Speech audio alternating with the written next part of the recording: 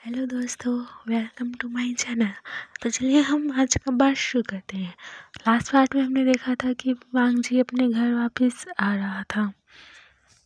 वांगजी पूरे रास्ते यही सब सोच रहा था कि उसे कौन सा पार्सल मिला है। वांगजी फिर अपने घर आकर अपने कमरे में आकर फ्रेश वगैरह होकर अपने बेड पर बैठा हुआ था। उसका सोचना अभी तक भी ख़त्म नहीं हुआ था। वांगजी सोचता है कि वो लड़का जब हमारी कंपनी से चला गया था तो उसके बाद मुझे कौन सा पार्सल मिला। वांगजी सोच रहा था और उसे फिर याद आ ही जाता है आखिरकार कि उसे वो मेडिसिन वाला बॉक्स मिला था। वांगजी बहुत ज़्यादा सोचता है पर उसमें तो सिर्फ मेडिसिन ही थी और उसमें कुछ भी नहीं था। वांगजी सोच रहा था कि उसमें आखिर और क्या था।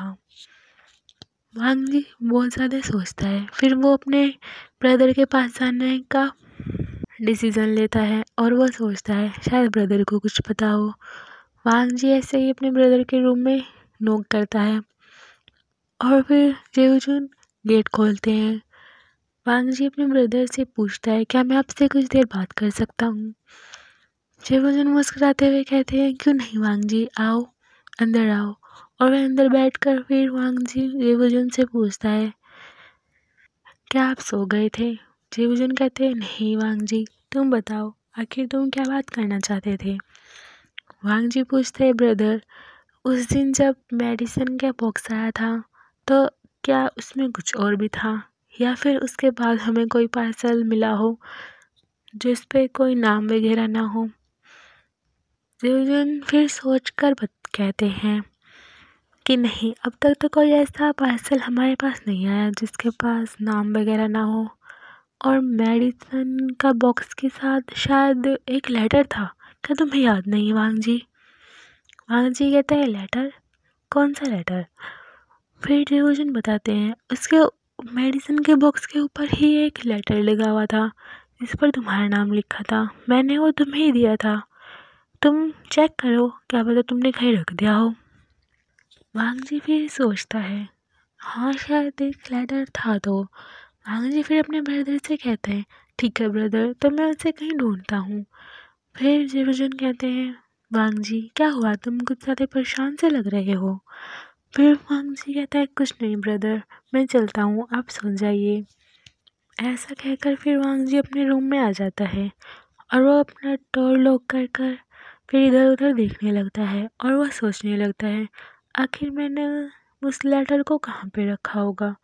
वो अपने डोर में, अपने आसपास सभी डोर में, मेज के पास, इधर उधर अपनी अलमारी में, सब जगह उसका ढूंढने लगता है और उसे आखिरकार वो बिल्कुल भी नहीं मिल पा रहा था। वो सारी जगह ढूंढ रहा था पर फिर भी उसे वो नहीं मिलता। फिर वो अपने अलमारी में बहुत ही ज़्यादा इधर उधर ढूंढने लगता है तो उसे एक बॉक्स मिल ही जाता है जो कि उस अलमारी का बॉक्स था और वो उसको खोलता है। उसमें उसके कुछ टाई वगैरह रखी हुई थी। वांगजी फिर उन टाइज को हटाता हुआ देखता है तो उसे वो लेटर मिल जाता है और वो उसको उठाता है, अपनी अलमारी वगैरह बंद करता है और वो बेड के ऊपर आकर बैठ जाता है और वो फिर देखता है उस लेटर पर उसका नाम लिखा हुआ था। वांगजी सोचता है शायद यही होगा जिस बारे में वो बात कर रहा था और वैसे भी मैंने तो अभी तक इसको पढ़ा भी नहीं है। फिर वांगजी सोचता है कि मैं इसे ही पढ़ लेता हूँ, आखिर इसमें क्या है। वांगजी फिर उसको लेटर को खोलने लगता है। उसको खोलकर उसके अंदर से जो पेज निकला था उसको वो बड़े ध्यान से पढ़ने लगता है। उसमें लिखा हुआ था, उस लेटर में वेंग ने लिखा हुआ था, वांगजी मुझे नहीं पता कि तुम इस लेटर को पढ़ोगे या फिर नहीं, क्योंकि मुझे लगता है कि तुम मुझसे अब बहुत ज़्यादा नफरत करते हो, पर अगर तुम इसको पढ़ोगे तो मैं तुम्हें कुछ बातें बताना चाहूँगा। ये बात तब की है जब हम पहली बार मिले थे। क्या तुम्हें याद है हम कब मिले थे। शायद तुम्हें नहीं याद होगा। मैं बताऊं तो हम उस वक्त जब तुम्हारा कार एक्सीडेंट हुआ था, हम तब मिले थे। हाँ, मैं वही हूँ जिसने वो दवाई वहाँ से उठाई थी। और हाँ, मैं वही हूँ जिसने तुम्हें वो दवाई पिलाई थी। हाँ, मुझे पता है तुम मुझसे आज तक इतनी नफरत करते होंगे कि तुम मुझे अपने सामने भी नहीं देख पाओगे, क्योंकि मेरी वजह से ही तुम्हें ये सब अभी तक जो भी तुम्हारे साथ हुआ ये सब झेलना पड़ा होगा। पर देखो ना, हम इतने सालों बाद फिर मिल गए। जब मैंने तुम्हें उस कंपनी में पहली बार देखा था, शायद तब तो नहीं, पर हाँ, जब हम रोज़ाना मिलने लगे तब मैंने तुम्हें पहचान ही लिया था कि तुम वही हो जो मुझे इतने साल पहले मिले थे। और तुम्हारे साथ रहकर मुझे सब पता चला तुम्हारे बारे में। और मुझे ये भी पता था कि तुम किसी को दिखाई नहीं देते और ना ही कोई तुम्हें छू सकता है और ना ही तुम किसी को छू सकते हो। पर मैं शौक था क्योंकि तुम मुझे देख सकते थे, मैं तुम्हें देख सकता था, तुम मुझे छू सकते थे और मैं भी तुम्हें छू सकता था। मुझे नहीं पता कि ये ऐसा क्यों हुआ था। मुझे नहीं पता वांग जी कि ऐसा क्यों होता था, पर शायद मैं डरता था तुम्हें बताने से कि मैं वही हूँ जो तुम्हें इस हाल में पहुँचाने वाला। मेरी ही वजह से तुम ये सब सफ़र कर रहे थे, पर मैं तुमसे फिर तो मैं तुम्हें ये सब कैसे बताता। फिर जब हम धीरे धीरे दोस्त बन गए तो अब वांग जी लेटर को इतना ही पढ़ता है और वह सोचने लगता है कि इस लेटर में ऊपर से नीचे, ऊपर से अभी तक क्या क्या लिखा हुआ है। उसने देखा कि कोई मुझे नहीं देख सकता था और मैं किसी को, या फिर कोई मुझे नहीं छू सकता था। वाह, इसमें ऐसा क्यों लिखा हुआ है? वांग जी यही सब सोच रहा था। फिर वांग जी को याद आता है कि उसके ब्रदर भी किसी बीमारी या फिर कुछ अलग सी बातें करते थे उसके साथ, कि उसके साथ क्या हुआ था।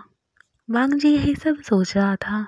फिर वांग जी सोचता है और वो वहाँ से उस लेटर को ऐसे ही फोल्ड करके अपने बेड पे रख के उस कमरे से बाहर अपने ब्रदर के कमरे में जाने लगता है। वो अपने ब्रदर का कमरा को खटखटाता है, डोर नॉक करता है। तो उसके ब्रदर बाहर आकर वांग पूछते हैं, वांग जी क्या हुआ, तुम इतनी रात को यहाँ पर? वांग जी कहता है, ब्रदर मुझे माफ़ करना, क्या मैं आपसे कुछ पूछ सकता हूँ? रेवजन कहते हैं, हाँ वांग जी, क्या हुआ, किस बारे में बात करनी है? और अंदर आ जाओ। वो दोनों फिर अंदर आकर बेड पे बैठ जाते हैं। रेवजन फिर पूछते हैं, बोलो वांग जी क्या हुआ? वांग जी फिर अपने ब्रदर से बताता है, ब्रदर आप किसी बीमारी की बात करते थे और आप मुझे वो उस प्रोजेक्ट का एंटीडोट लेने के लिए भी कहते थे। ऐसा मुझे क्या हुआ था पहले और मुझे आज तक पिछला क्यों नहीं याद है कुछ भी। जो भी मेरे साथ पहले कुछ हुआ वो मैं बहुत कुछ भूल चुका हूँ। क्या आप मुझे कुछ बताएंगे ब्रदर, ऐसा मेरे साथ क्यों हुआ था? और एक्सीडेंट, क्या मेरा कभी कोई एक्सीडेंट भी हुआ था? जयवजन पहले तो वांग जी को बड़ी शौकीली से देखते हैं। फिर जयवजन बताते हैं, हाँ वांग जी, तुम्हें अभी तक भी कुछ भी याद नहीं आया है। ठीक है, मैं ही तुम्हें सब कुछ बताता हूँ। फिर जयवजन वांग जी को बताने शुरू करते हैं। एक रात जब हमारे डैड ने वो प्रोजेक्ट पूरा कर लिया था तो हमारे डैड तुम्हें और मॉम को लेकर हमारे घर वापस आ रहे थे, पर पहले उन्हें अपने दोस्त के घर जाना था जहाँ पर उन्हें इस प्रोजेक्ट को अपने दोस्त को दिखाना था। पर उसी रात उनका किसी ने एक्सीडेंट करवा दिया था। पर तुम्हें पता है, जिस दोस्त के घर हमारे डैड उस प्रोजेक्ट को लेने जा रहे थे, वहाँ पर भी हमारी कंपनी के जो दुश्मन थे उनके घर पर भी उन्होंने अटैक करवाया और वहाँ पर उनकी फैमिली को भी, उनकी पूरी फैमिली की भी डेथ करवा दी और हमारे डैड का भी उन्होंने एक्सीडेंट करवाया। एक रात में वांग जी सब कुछ बदल चुका था। हम तो बहुत ज़्यादा शौक थे, पर हम खुश थे कि तुम बच गए हो। पर हमें ये भी पता था कि डैड जो प्रोजेक्ट लाने वाले थे वो हमें वहाँ पर उस कार में कहीं पर भी नहीं मिला। हमें पहले तो लगा कि वो प्रोजेक्ट उन्हीं ने उठा लिया होगा जिन्होंने एक्सीडेंट करवाया है। पर कई सालों बाद भी उस प्रोजेक्ट का कोई भी पता नहीं चला। पर हम खुश थे कि उस एक्सीडेंट में तुम्हें कुछ नहीं हुआ। हम तुम्हें फिर घर पे ले आए। कुछ दिनों तक तो तुम बेहोश रहे और फिर तुम्हें होश आ गया और तुम हमें ठीक ही लग रहे थे। पर तुमने अपनी हालत कुछ अच्छी नहीं कर रखी थी। जब से तुमने सुना मॉम डैड का एक्सीडेंट और उनकी डेथ हो गई, तब से तुम बहुत ही ज़्यादा बीमार से रहने लगे थे। कुछ दिनों तक तो तुम ऐसे ही रहे और तुम कुछ ठीक भी होने लगे थे। पर हमने देखा कि तुम कभी कभी अपने आप से ही गायब हो जाते हो और हमें दिखाई भी नहीं देते थे। हमने इसका बहुत ज़्यादा इलाज ढूंढने की कोशिश की, पर हमें इसका अभी तक भी कोई इलाज नहीं मिला था। ऐसे ही दिन बीतते जा रहे थे। धीरे धीरे तुम बिल्कुल ही गायब हो चुके थे और हमें कहीं पर भी नहीं दिखते थे। पहले तो तुम अब किसी चीज़ को उठा लेते थे, पर कुछ दिनों बाद तुम वो भी नहीं कर पाते थे। कुछ ही चीज़ थी जो तुम उठा पाते थे। तुम बिल्कुल हमारी नज़रों से तो गायब हो चुके थे और बस तुम्हारी आवाज़ से ही हमें पता चलता था कि तुम यहाँ पर हो। वांग जी ये सब बहुत ध्यान से सुन रहा था। फिर जी अर्जुन बताते हैं, पर इतने सालों बाद एक दिन जब तुम घर के अंदर एंट्री कर रहे थे तो मैंने तुम्हें एकदम पहचान लिया था। हमें नहीं पता वांग जी कि वो उस दिन क्या हुआ था जो तुम हमें दिखाई भी देने लगे थे और तुम बिल्कुल ठीक हो चुके थे। हम उस दिन बहुत ही ज़्यादा खुश थे और तुम्हें पता है कुछ दिनों बाद हमें वो प्रोजेक्ट भी वापस मिल गया था। पता नहीं किसने, पर वो वापस कर दिया था और आज हमने उसे पूरा करके उसका एंटीडोट भी बना लिया है। तुमने हमें बताया था कि तुम्हें किसी ने वो दवाई पिलाई थी, इसीलिए ही मैं तुम्हें वो एंटीडोट पीने के लिए कहता हूँ। क्या पता तुम्हें किसी दिन पीछे का सब कुछ याद आ जाए। वांग जी ये सब सुनता है और अपना सर हाँ में हिलाता है। फिर वांग जी कहता है, ठीक है ब्रदर, अब मैं चलता हूँ, आप भी सो जाइए।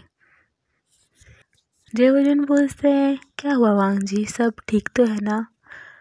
फिर वांग जी कहता है, जी ब्रदर सब ठीक है, और वहाँ से फिर वापस अपने रूम में आ जाता है। वांग जी ये सब सोचता है और वांग जी दोबारा से उस लेटर को उठा लेता है और उसे आगे पढ़ने लगता है। उसमें आगे लिखा हुआ था, वांग जी, जैसे जैसे हम धीरे धीरे मिलने लगे थे ऐसे ही हम दोनों और भी क्लोज आने लगे थे और शायद इतने क्लोज कि मैं तुमसे प्यार करने लगा था। मुझे नहीं पता था कि तुम मेरे बारे में क्या सोचते हो,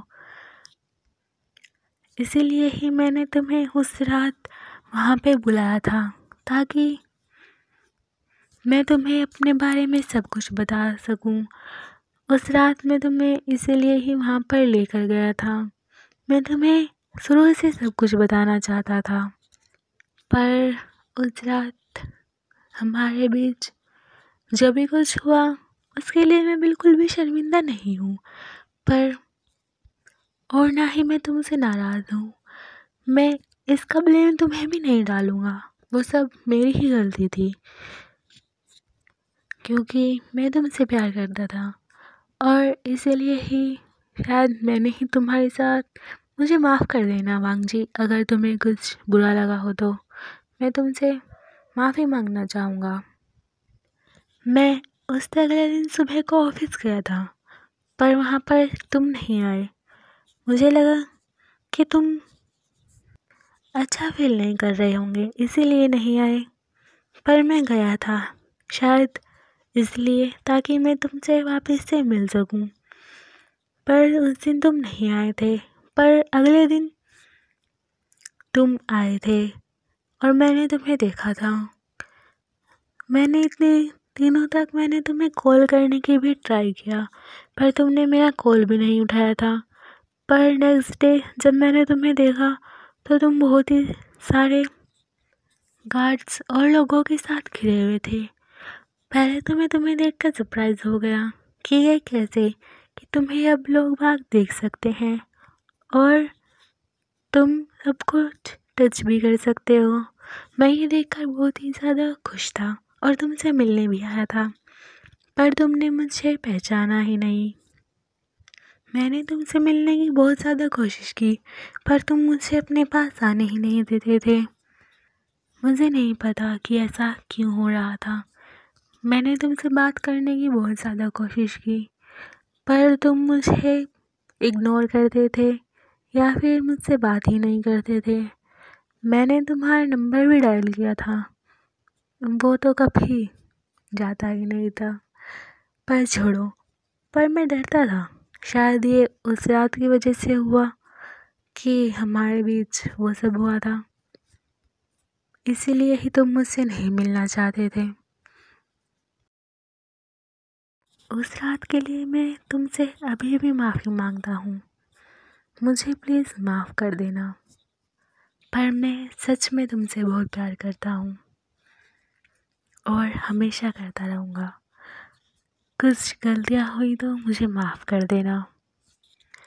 मेरे दिल में हमेशा तुम ही रहोगे वांग जी। और ऐसा कहकर लास्ट में विंग ने लिखा हुआ था, तुम्हारा विंग। और ऐसे ही ये लेटर ख़त्म हो जाता है। तो चलिए दोस्तों, हम आगे का स्टोरी नेक्स्ट पार्ट में सुनते हैं। Thank you so much. अगर आपको ये स्टोरी अच्छी लगे तो प्लीज़ लाइक करना और मेरे चैनल को सब्सक्राइब कर देना। बाय।